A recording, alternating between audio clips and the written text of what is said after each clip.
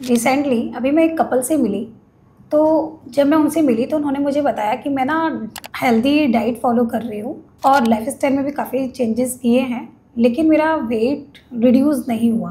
तो क्या आप मुझे बता सकते हो? तो फिर मैंने देखा कि चलो एक बार आप मुझे अपना रूटीन डिस्कस करते हैं, फिर हम देखते हैं कि क्या प्रॉब्लम है। तो जब मैंने उनका डिटेल्स पूरा लिया तो मुझे पता लगा कि एक्चुअल में उनकी प्रॉब्लम विल पावर में नहीं थी, बल्कि आउटडेटेड रॉन्ग एडवाइस की वजह से उनका जो वेट था वो उनका रिड्यूस नहीं हो रहा था, जो कि वो एक्सपेक्ट करके बैठे थे कि मेरा इतना रिड्यूस हो जाएगा।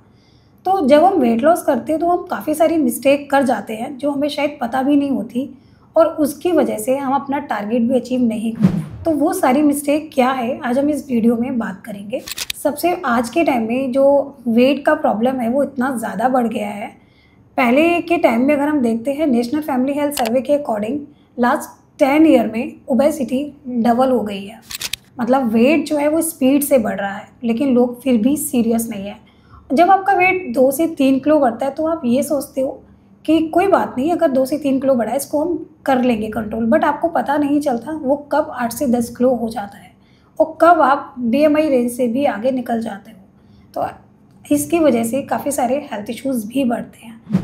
आज के टाइम में हमारे क्लिनिक पे या हम जब देखते हैं तो बच्चे जब क्लिनिक में आते हैं, 5 ईयर का बच्चा है, 10 ईयर का है, 14 ईयर का है, उनका वेट बढ़ रहा है ड्यू टू सेडेंटरी लाइफस्टाइल, या उनकी ईटिंग हैबिट अच्छी नहीं है, या आजकल बच्चे इतने फिजिकल एक्टिव नहीं है। तो उन सभी चीज़ों की वजह से ये सारी जो प्रॉब्लम्स बढ़ रही है, कहीं ना कहीं हमारा लाइफस्टाइल है डिस्टर्ब, और इस लाइफस्टाइल की वजह से काफ़ी सारे हेल्थ इश्यूज़ भी देखने को मिलते हैं, जैसे ओबेसिटी के साथ साथ आपका diabetes, thyroid, hormonal imbalance, PCOD, PCOS और हाइपरटेंशन जैसी प्रॉब्लम, या फैटी लिवर जैसे इश्यूज़।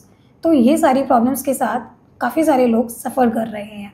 और अब क्या होता है, जब ये वेट आपका बढ़ने लग जाता है ज़रूरत से ज़्यादा, तो आपके इंटरनल ऑर्गन्स पे भी प्रेशर पड़ने लग जाता है, किडनी, लिवर एंड पैनक्रियाज।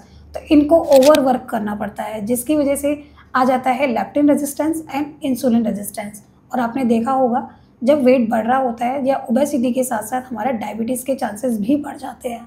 तो हमें क्या करना है, अपने वेट को कंट्रोल में करना होगा, क्योंकि जब हम अपने वेट को रिड्यूस करेंगे तो हम बहुत सारी प्रॉब्लम से भी बच सकते हैं। आज के टाइम में फीमेल्स को भी मेनोपॉज के टाइम पे इतने सारे इश्यूज़ आते हैं, पहले ये इश्यूज़ देखने को इतने नहीं मिलते, क्योंकि हमारा लाइफस्टाइल कहीं ना कहीं डिस्टर्ब चल रहा है, या हम अपनी लाइफस्टाइल में इतना फोकस ही नहीं करते हैं। अब ये जो पहली मिस्टेक है वो सबसे ज़्यादा क्या है, हम फैट डाइट्स फॉलो करते हैं।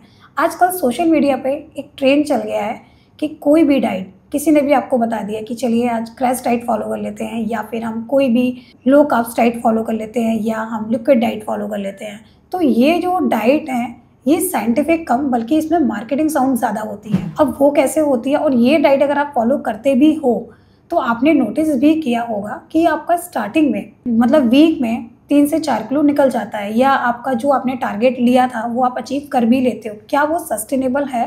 बिल्कुल भी नहीं, क्योंकि जब आप इस डाइट को छोड़ देते हो आप वापस से वहीं पर ही आ जाते हो जहाँ आपने स्टार्ट किया था। मतलब आपका वेट वापस से बाउंस बैक कर जाता है। और इसके अलावा जो सेकंड होता है वो क्या प्रॉब्लम आती है, जब आप इस टाइप की कोई भी डाइट फॉलो करते हो तो हमारी बॉडी में प्रॉपर न्यूट्रिशंस नहीं मिलते। अगर आप कोई भी इस टाइप की डाइट करने से आपकी मतलब बॉडी की जो एक्चुअल में रिक्वायरमेंट है न्यूट्रिशन की, या आप कोई भी एक न्यूट्रिशन को मिस कर देते हो, तो बॉडी आपकी बहुत ज़्यादा वीक होने लग जाती है, हेयर फॉल होने के चांसेस रहते हैं, मूड स्विंग होने लग जाता है, इवन आपका डाइजेशन भी वीक हो जाता है, एनर्जी लेवल भी डाउन हो जाता है, क्योंकि हमारा जो एक नॉर्मल पैटर्न है वो हम फॉलो नहीं करते हैं। थर्ड जो एक प्रॉब्लम आती है, क्या हमारा मेटाबॉलिज्म रेट स्लो हो जाता है और हमारा एनर्जी लेवल भी डाउन हो जाता है। तो क्या ये डाइट सही में वर्क करेगी फ्यूचर में? नहीं करेगी। तो आप ऐसा डाइट करो जो लॉन्ग टर्म के लिए सस्टेनेबल हो।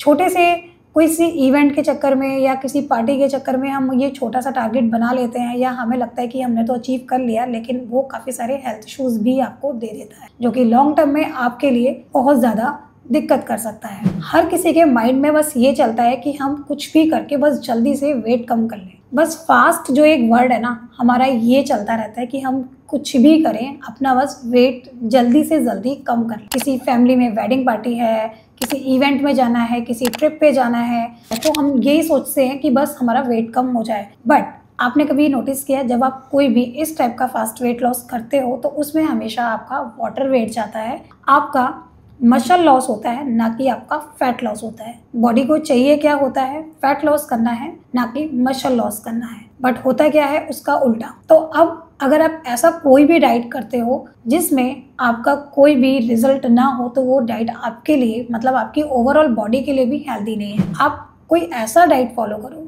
जो आपके ओवरऑल एनर्जी लेवल के लिए अच्छी हो, आपका स्लीप साइकिल अच्छा रखे, आपका हाइड्रेशन अच्छा रहे। अगर आपको कोई भी गट से रिलेटेड प्रॉब्लम है वो आपकी ठीक हो, जैसे कॉन्स्टिपेशन है, ब्लॉटिंग हो रहा है या फिर एसिडिटी ऐसा प्रॉब्लम है, तो वो अगर आपकी सही हो रही है, ये डाइट ऐसी फॉलो करो जिससे में आपकी सारी चीज़ें सही हो। मतलब अगर आपको कोई प्रॉब्लम भी है, आपका इम्यून सिस्टम भी स्ट्रांग रहे।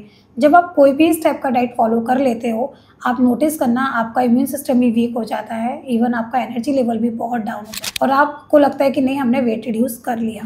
एक और मिस्टेक जो हम करते हैं, डेली वेट चेक करना। ठीक है, अगर आप किसी डाइटिशियन से प्लान ले रहे हो या फिर आप किसी हेल्थ कोच में हो या फिर आप खुद से भी वेट रिड्यूस कर रहे हो, तो आप क्या गलती करते हो, आपको लगता है कि बस वेट हमारा ओवरनाइट ही कम हो जाएगा, बट ऐसा नहीं होता है। वेट जितना आप उसको टाइम दोगे, जितना सही तरीके से रिड्यूस करोगे उतना अच्छा रहता है। अब आपको लगता है कि यार मैंने तो कुछ भी नहीं खाया, मैंने तो सब कुछ मैं एग्जैक्टली डाइट के अकॉर्डिंग ही फॉलो कर रही हूँ, लेकिन मेरा वेट जो है वो स्केल पे बिल्कुल भी रिड्यूस नहीं हो रहा है। ऐसा नहीं होता। कभी कभी क्या होता है, आपका स्केल पे रीडिंग नहीं आता है लेकिन आपकी ओवरऑल बॉडी में चेंजेस दिखने शो होते हैं, जैसे कि आपके इंचेस में आपको डिफरेंस दिख रहा है या फिर आपका एनर्जी लेवल ठीक लग रहा है, आपको आपका एपिटाइट ठीक हुआ है। पहले आपकी एपिटाइट अच्छी नहीं थी, अब आपको एक न्यूट्रिशन प्रॉपर मिल रहा है, आपका जो गट लाइनिंग थी वो आपकी अच्छी हुई है, या फिर आपको कोई हार्मोनल रिलेटेड प्रॉब्लम था या अंडरलाइंग हेल्थ इश्यूज थे वो आपके सही हुए, इम्प्रूव हुए हैं डाइट से।